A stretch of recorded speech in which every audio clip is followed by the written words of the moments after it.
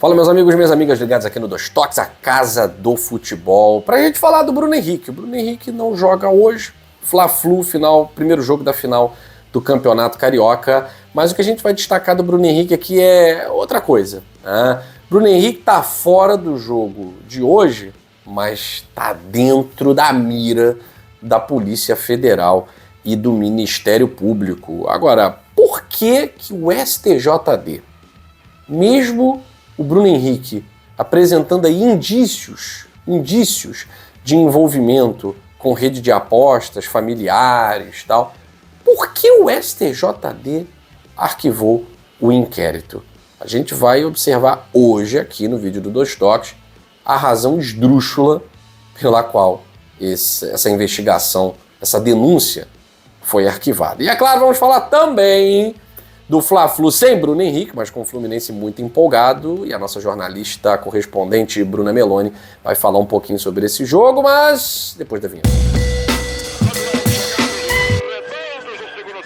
Quero agradecer a vocês, nós somos mais de 40 mil inscritos aqui no Dois Toques, a casa do futebol. Deixe seu like, se inscreva se não for inscrito, que aqui a gente fala dos bastidores do esporte mais amado pelos brasileiros, tá certo? Hoje tem Fla-Flu, e Fla-Flu mobiliza o Rio de Janeiro, apesar de o Campeonato Carioca não mobilizar muito, né? Já tá quase RIP, né? Rest in Peace, mas tá aí em aparelhos, respirando por aparelhos, né? Hoje tem Fla-Flu. E um Fla-Flu sem Bruno Henrique, Flamengo tentando montar e um Fluminense mega empolgado. Mas eu não vou falar do Fla-Flu ainda não.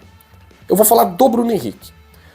Porque o Ministério Público, que tá investigando, analisando as provas do suspeito, por enquanto o Bruno Henrique é só um suspeito, né? Ele é investigado, mas é um suspeito, por conta de um esquema de rede de apostas envolvendo familiares do jogador, tá? O Ministério Público pediu mais tempo para investigar o atleta do Flamengo. Ou seja, se pediu mais tempo, é porque tem mais provas para analisar e que essa análise precisa ser feita com mais minúcia, com mais detalhamento. Tá? A Polícia Federal, que já tinha aberto aí uma operação, né, inclusive com o nome de Spot Fix, a operação para investigar exatamente essa rede, como funciona, como funcionava, ou como funcionou, né? Pode ter sido pontual, pode ter continuado. Isso aí é a Polícia Federal e o Ministério Público que vão nos trazer. Mas existe uma rede. Se existe uma rede, é um caso mais grave do que a gente imagina, né? A questão é saber se o jogador é o centro, ou agente, ou partícipe, tá? Ele pode ter sido partícipe dessa rede, ou se ele não faz parte disso, tá? Porque não podemos colocar aqui o Bruno Henrique como culpado, porque os seus familiares fizeram isso e aquilo outro e tal, não posso colocar como culpado. Quem tem que investigar é a polícia, Ministério Público, e quem determina é a justiça, né? Quem dá a sentença é o magistrado. Aqui a gente noticia. Mas é interessante ver como a gente tem gente dentro do STJD que veste camisa de time de futebol. O STJD, ele arquivou a investigação sobre cartões do Bruno Henrique contra o Santos, tá? Isso há poucos meses, tá? Em novembro do ano passado, ele simplesmente arquivou a denúncia e a justificativa, ela é absurda. Se é para nós vermos que dentro da Procuradoria do STJD não tem nenhum especialista. Dentro da Procuradoria a gente não tem ninguém capaz, estou exagerando, né? Mas são pouquíssimos capazes de emitir um parecer que dialogue com a realidade. Olha o nível da justificativa do STJD para arquivar o caso do Bruno Henrique. Vou ler para vocês. A Procuradoria considerou que o alerta... Aí você pode estar pensando assim, mas Guilherme, que alerta foi esse? Foi a Sport Radar que emitiu esse alerta? Não, galera. Não. Foi a Comebol, tá? A Comebol emitiu um alerta sobre o caso. E aí o tribunal procurou, o STJD procurou a Sport Radar, que apresentou um relatório, daquele jeito, com a conclusão de que não identificou nenhuma irregularidade no momento da partida. Tá? Ou seja, essa empresa é completamente inútil. Tá? Se ela está ali para isso, então ela é completamente inútil. Agora, presta atenção na justificativa.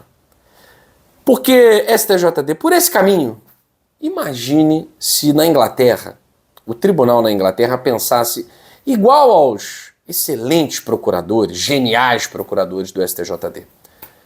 O Lucas Paquetá não teria nenhuma investigação sobre seus ombros. Porque imagine se o motivo do envolvimento fosse obter lucros que, comparados ao salário que esse atleta ganha, fossem interessantes, fossem considerados.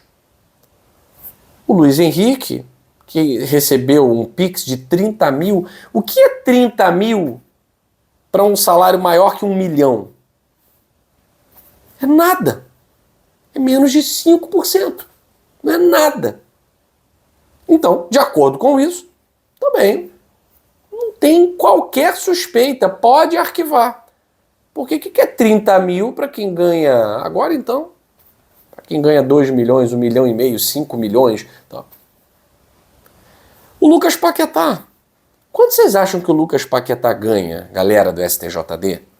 Porque por essa justificativa, também. Não, então arquiva, porque o eventual lucro das apostas são ínfimos quando comparados ao salário mensal de jogador. Jogador não entra nisso para ganhar dinheiro. Jogador não entra nisso, a não ser jogador de quarta divisão, tá? Mas jogador não entra nisso só por dinheiro, não. Jogador entra nisso por qualquer outra razão fora financeira. Não tem razão financeira para Lucas Paquetá, para Luiz Henrique, para Bruno Henrique, até para o Bauerman dos Santos entrar num troço desse. 50 mil reais, gente. Que foi o negócio do Bauerman. Então, assim, não é razão financeira. Não é razão financeira. Fosse razão financeira, você não tinha mais criminalidade. Os grandes criminosos já tinham se aposentado. Os grandes corruptos já tinham se aposentado. Não é por conta do lucro. É por conta da prática. É por conta da adrenalina. É por conta da diversão. É para ajudar a ABC. Afinal de contas, é só um cartão, né? É só um cartão. Assim, provavelmente é o que eles pensam, né? Ah, um cartãozinho amarelo. Não vai influenciar em nada, né? Pelo amor de Deus. O Flamengo já foi campeão. Vou tomar um amarelo aqui. Vou forçar um amarelo para dar uma força lá pra galera, brincar e tal. Então, assim, isso eu tô falando de possíveis razões para que esses caras se envolvam nisso, porque esses caras recebem salários astronômicos. Esse parecer, essa justificativa do STJD, beira o ridículo. Beira o ridículo. Ridículo. Como se essa fosse a única razão para um jogador entrar nesse tipo de esquema. Então pode absolver o Lucas Paquetá. De acordo com os gênios do STJD, absolve já o Lucas Paquetá. Tá? Então é claro que a Polícia Federal e o Ministério Público, tem gente inteligente lá dentro, não acatam um troço desse, né? Então, por isso, o Ministério Público, esse ano, pediu mais tempo. Até esse pedido de prorrogação foi por 30 dias, tá? Por conta da complexidade do caso. Então não é simples. Isso não se resolve num parecer de torcedores vestidos com gravata do STJD, tá? Então é um caso complexo, segundo o Ministério Público, tá? Tem necessidade de mais diligências, beleza? O que inclui exame de celular do jogador, tá? Que está apreendido pela Polícia Federal. Existem relatórios, tá? De empresas, além da Sport Radar, mas relatórios de empresas sérias como a International Betting Integrity Association, a IBIA, tá? Que houve um aumento anormal de apostas para que o jogador recebesse o cartão durante a partida. E isso, é claro, que chamou a atenção dos investigadores. Os seguintes pontos aqui estão em jogo, tá? Concentração anormal de apostadores em Belo Horizonte, cidade natal do Bruno Henrique.